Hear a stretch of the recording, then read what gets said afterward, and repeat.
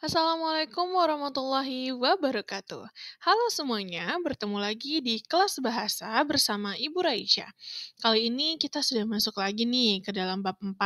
Dan kali ini karya ilmiah kita khusus untuk membahas hasil dan pembahasan pada penelitian kuantitatif.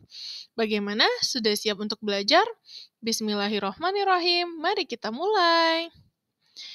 Nah, tujuan pembelajaran kita kali ini adalah untuk mengetahui sistematika karya ilmiah bab 4, yaitu hasil dan pembahasan khususnya pada penelitian kuantitatif.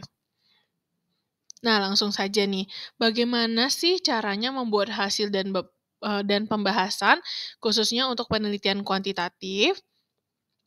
Nah, sebelumnya ada sistematika yang harus kita cek terlebih dahulu. Nah, di sini penelitian kuantitatif berbeda dengan kualitatif ya tentunya. Mungkin di sini ada beberapa sistematika yang sama, tetapi tidak semuanya sama. Karena memang untuk kualitatif itu pembahasannya berupa deskriptif, sedangkan kalau kuantitatif ini angka. Nah, di sini yang sama adalah gambaran umum penelitian. Nah, lalu yang kedua, kita akan juga menjelaskan hasil analisis statistik deskriptif. Lalu kemudian kita akan jelaskan hasil analisis statistik inferensial.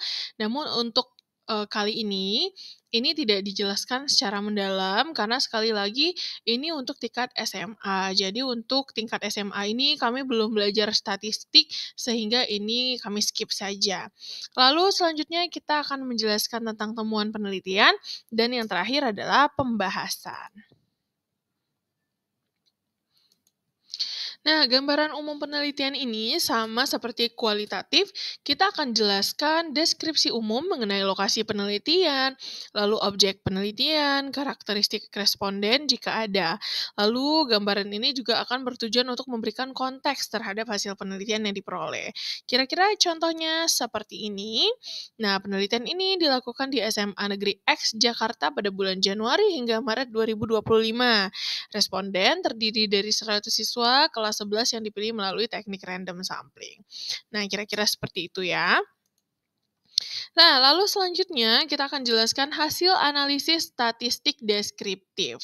Nah, statistik deskriptif ini digunakan untuk memberikan gambaran umum mengenai data penelitian, misalnya rata-rata atau mean, atau median, modus, persentase, dan distribusi frekuensi. Tujuannya apa sih? Tujuannya itu pertama adalah menyajikan data dalam bentuk yang lebih mudah dipahami. Lalu yang kedua, memberikan gambaran umum tentang hasil penelitian sebelum dilakukan pembahasan lebih lanjut. Nah, seperti ini kira-kira contoh perhitungan kuesioner dengan skala Likert.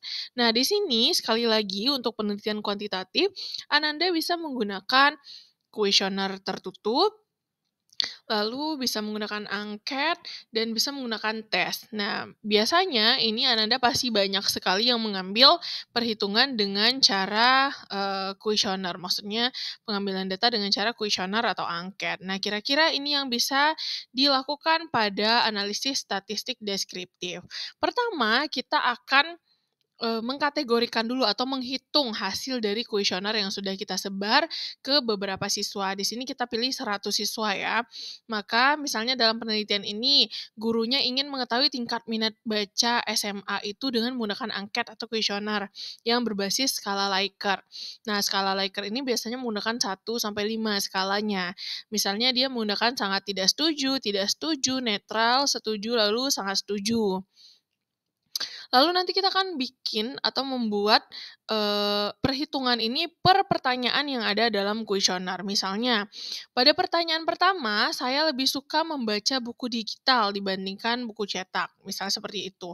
Lalu jawaban dari 100 siswa itu kira-kira seperti ini.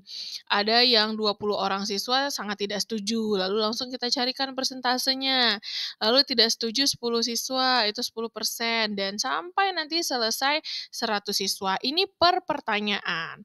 Nah, seperti itu ya. Dan lakukan berulang sampai pertanyaan kita itu habis. Lalu nanti untuk menganalisis hasilnya, kita bisa menghitung rata-rata atau mean-nya seperti ini kira-kira menggunakan rumusnya. Nah, kalau ini sama ya, ini per pertanyaan juga. Jadi tadi dia 20 kali 1, 10 kali 2. 15 kali 3 sampai setelahnya, dan dapatlah hasil nilai rata-rata 3,3, yang menunjukkan bahwa sebagian besar siswa cenderung setuju dengan pernyataan bahwa mereka lebih suka membaca buku digital dibandingkan buku cetak. Nah, kira-kira seperti itu. Dan lanjutkan sampai ke pertanyaan selesai. Lalu, jangan lupa tambahkan juga diagram supaya pembaca itu lebih mudah memahami hasil akhirnya. Nah, kira-kira seperti ini. Boleh diagram batang, boleh diagram grafik, atau juga diagram lingkaran ya, diagram. Nah, kira-kira seperti itu. Nah, diagram ini juga nanti kita jelaskan secara deskriptif. Lalu kira-kira penjelasannya seperti ini. Diagram batang di samping menunjukkan distribusi jawaban siswa terhadap kuesioner mengenai preferensi membaca buku digital dibandingkan buku cetak. Pertama, kategori setuju 30 siswa dan sangat setuju 25 siswa. Memiliki jumlah tertinggi, menunjukkan bahwa sebagian besar siswa lebih menyukai membaca buku digital. Kategori netral 15 siswa menunjukkan bahwa beberapa siswa tidak memiliki preferensi yang jelas. Dan yang ketiga, kategori tidak setuju atau 10 siswa dan sangat tidak setuju 20 siswa menunjukkan bahwa ada sekelompok siswa yang masih lebih menyukai buku cetak. Nah, secara keseluruhan, hasil ini mengindikasikan bahwa media digital lebih menarik bagi siswa dalam kegiatan membaca mereka. Nah, kira-kira seperti ini. Jadi, pertama kita hitung hasilnya, lalu kita rumuskan. Setelah itu kita pampangkan dengan diagram supaya lebih paham, dan diagramnya juga nanti kita akan jelaskan. Sehingga nanti per pertanyaan itu kita mendapatkan hasil yang sangat rinci dan tentunya objektif. Nah, selanjutnya karena tadi kita bersepakat untuk skip analisis statistik yang agak rumitnya ya, yang harus belajar statistik dulu, jadi itu kita skip, jadi kita langsung saja nanti menjelaskan temuan penelitian. Nah, pada bagian ini kita rangkum hasil utama penelitian kita berdasarkan analisis deskriptif. Contoh temuannya kira-kira seperti ini. Pertama, sebagian besar siswa ternyata lebih menyukai membaca melalui media digital dibanding buku cetak, dengan rata-rata skor Likert-nya 3,3. Lalu sebanyak 55% siswa memilih jawaban setuju atau sangat setuju terhadap pernyataan bahwa mereka lebih suka membaca buku digital. Lalu sebanyak 30% siswa masih lebih suka buku cetak. Dan siswa yang sering membaca digital memiliki nilai ujian bahasa Indonesia yang lebih tinggi dibanding yang tidak. Nah, ini misalnya Ananda mungkin menemukan fakta lain misalnya atau fakta-fakta tambahan. Nah, seperti itu. Lalu setelah kita menjelaskan temuan penelitian, kita akan melakukan pembahasan. Nah, apalagi sih pembahasan ini? Pembahasan ini akan menjawab perumusan masalah berdasarkan hasil penelitian, teori yang relevan, serta penelitian sebelumnya. Nah, berikut poin-poin yang harus ada dalam pembahasan. Pertama, kita jelaskan dulu ya, ini akan kita jawab per rumusan masalah kita. Jadi, jika Ananda punya rumusan masalahnya adalah 3, maka ini akan diulang sebanyak 3 kali dalam menjawab rumusan masalah kita. Pun kalau Ananda punya rumusan masalahnya 5, ini juga akan dilakukan berulang sebanyak rumusan masalah kita. Nah, apa saja sih yang harus kita jawab? Pertama, kita harus menginterpretasi temuan atau kita jelaskan temuan kita itu seperti apa, lalu kita kulik dan teliti lebih dalam seperti apa temuannya.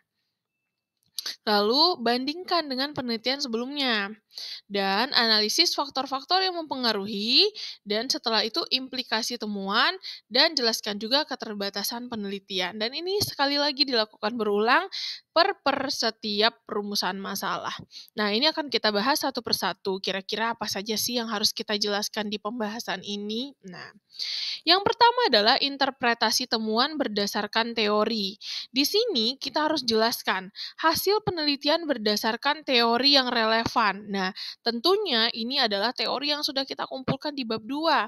Itulah gunanya kenapa kita harus teliti dan jeli dan rinci untuk membuat bab 2, supaya supaya untuk menjawab ini atau menginterpretasikan temuan kita nggak harus buka-buka atau cari sumber lain lagi.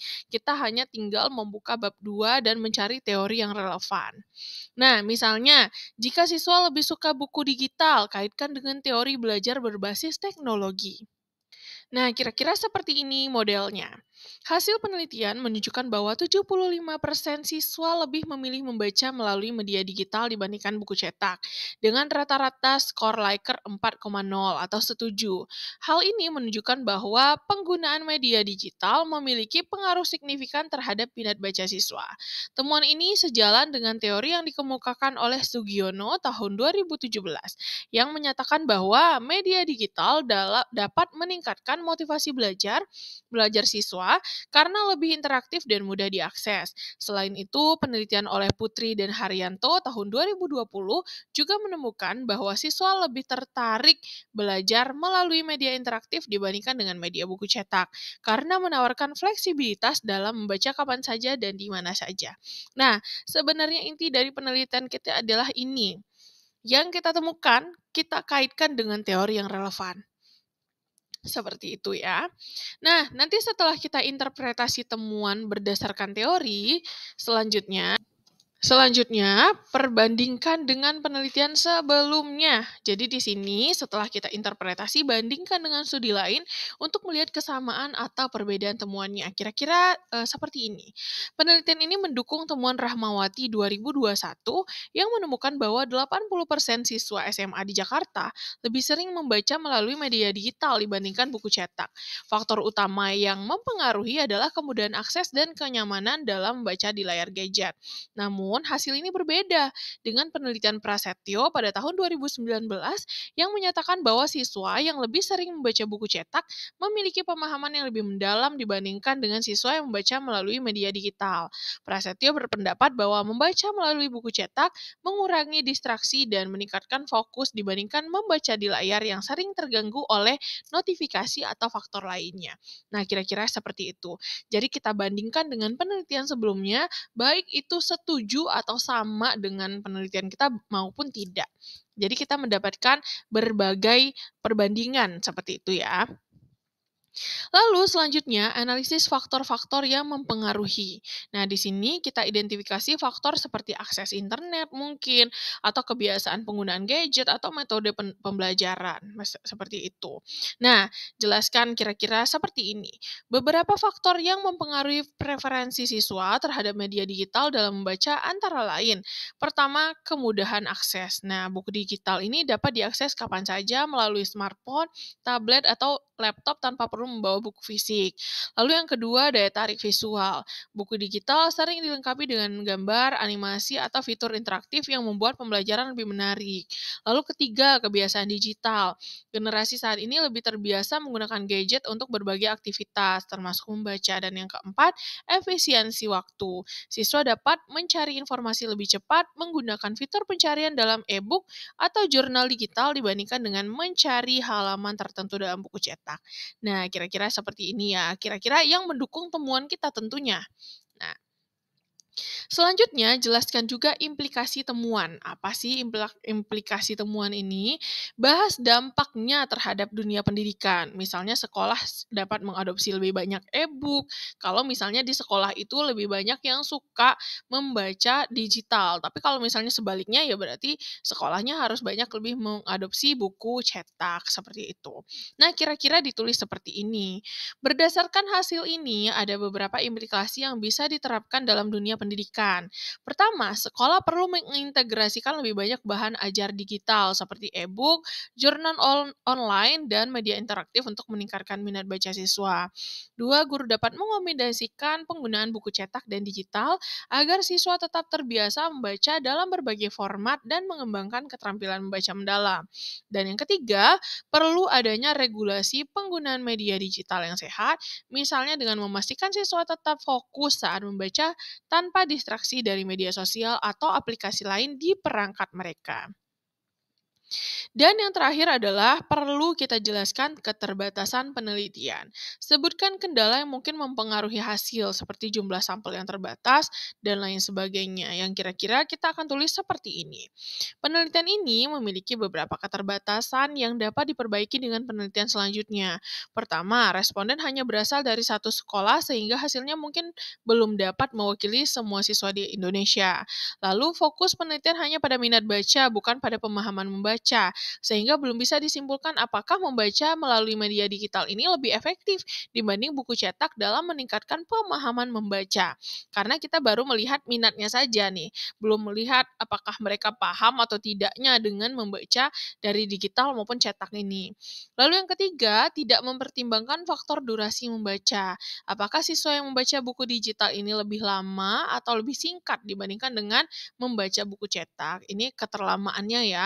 Apakah ternyata yang baca buku digital ini cepat lebih bosan gitu daripada yang baca buku cetak?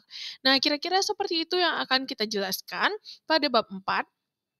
Dan ini terus diulangi sampai semua rumusan masalah kita bahas dan kita kupas tuntas. Seperti itu.